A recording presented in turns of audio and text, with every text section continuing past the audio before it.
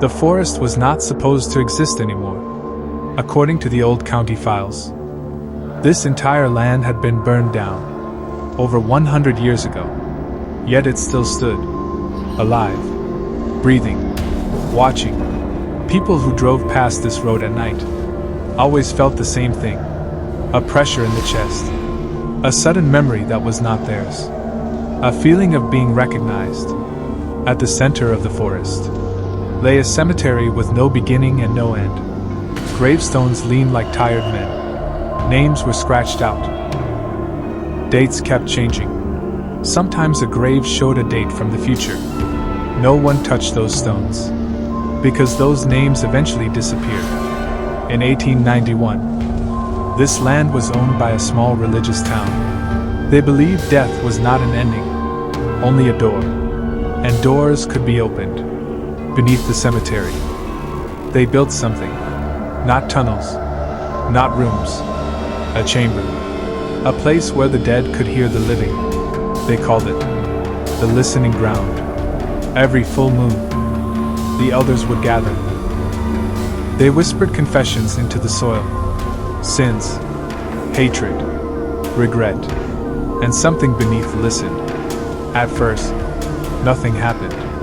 Then the voices started returning. Not answers, instructions.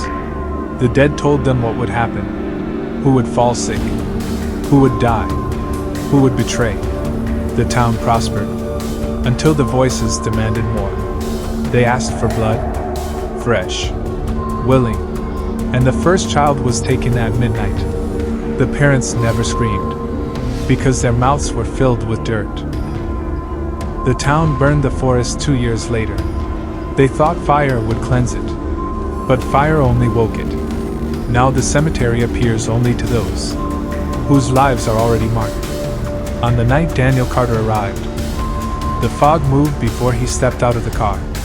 The gate opened, not inviting, expecting. Daniel felt something deep inside him respond, as if his blood recognized the soil. He had never been here before, but the ground knew his name, and beneath the earth, something whispered softly, "Come home." Daniel did not hear the whisper with his ears. He felt it, inside his bones, a vibration traveling upward from the ground. His legs moved before his mind agreed. Each step toward the cemetery felt familiar, like walking a path he had taken as a child. The fog thickened behind him. The road disappeared. There was no way back. Inside the gate, the air was colder, not winter cold, grave cold, the kind that seeps inward. Gravestones shifted slightly when he passed, not falling, turning, watching. Daniel noticed something impossible. Some graves had no dirt, only darkness inside, as if the earth refused to cover them. A bell rang once, deep underground, then again, with every ring. His memories blurred. Faces he didn't know appeared in his thoughts. A woman crying, a man begging, a child staring silently. Their eyes were black, empty. Suddenly, Daniel remembered something he had never lived. A ritual, hands pressing him down, a voice saying, "Blood remembers."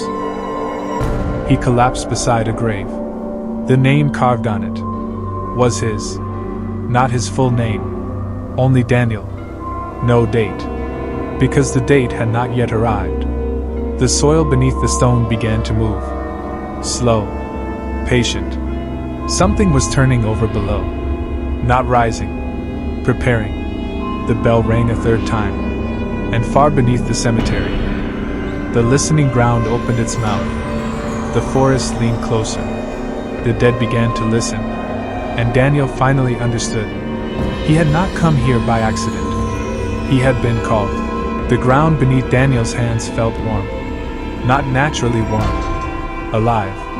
Like skin. He tried to pull away, but the soil tightened. Clutching his fingers gently, almost lovingly, the bell beneath the earth rang again. This time, voices followed it. Not loud, not screaming, Thousands of whispers layered together, forming words without sound. Remember, Daniel's head filled with images. A wooden chapel buried beneath trees. Men wearing black coats. Women standing in circles. Their eyes lowered, their mouths moving in prayer. And him. He was there. Smaller. Younger. Kneeling at the center. Blood dripping from his palm into the soil. A mark burned onto his skin. The same symbol carved on the graves. He screamed as the memory ended. The cemetery answered with silence. Then footsteps approached. Slow. Bare. A figure emerged through the fog. Not a corpse. Not human. Its body was stitched together. From different eras. Different bones. Different lives. Its face kept changing. Every time Daniel blinked, it wore someone else.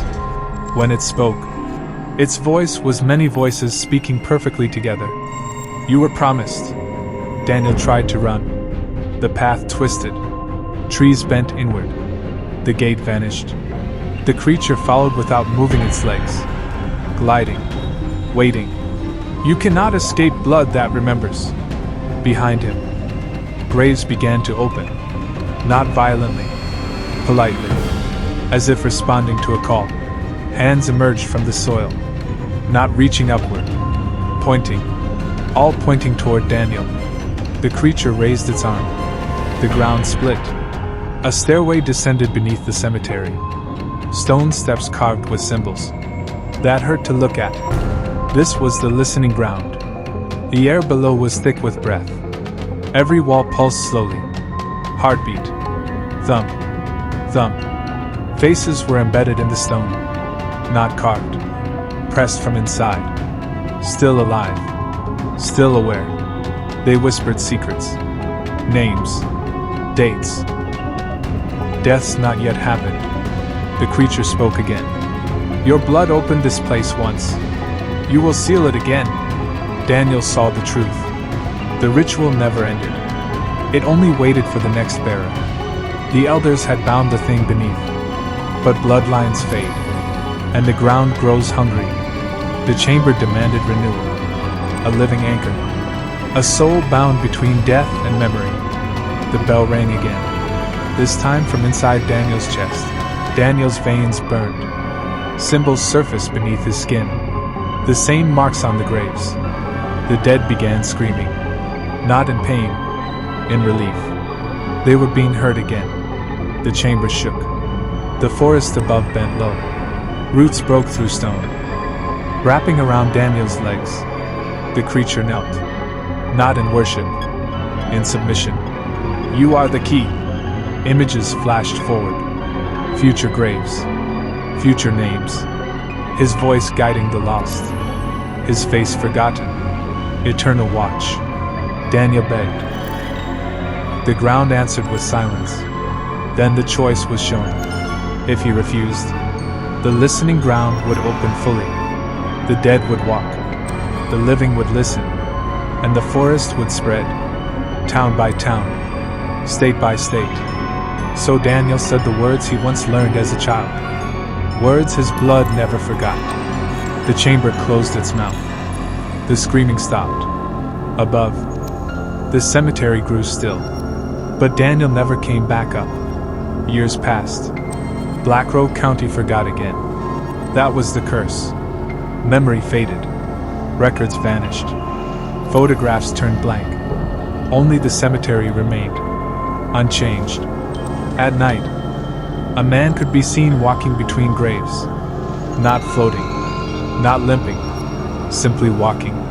Speaking softly to the stones. New graves appeared sometimes. No names. Only symbols. People who dreamed of the forest. Never woke the same. Some heard bells in their sleep. Some felt soil beneath their fingernails. The forest waited.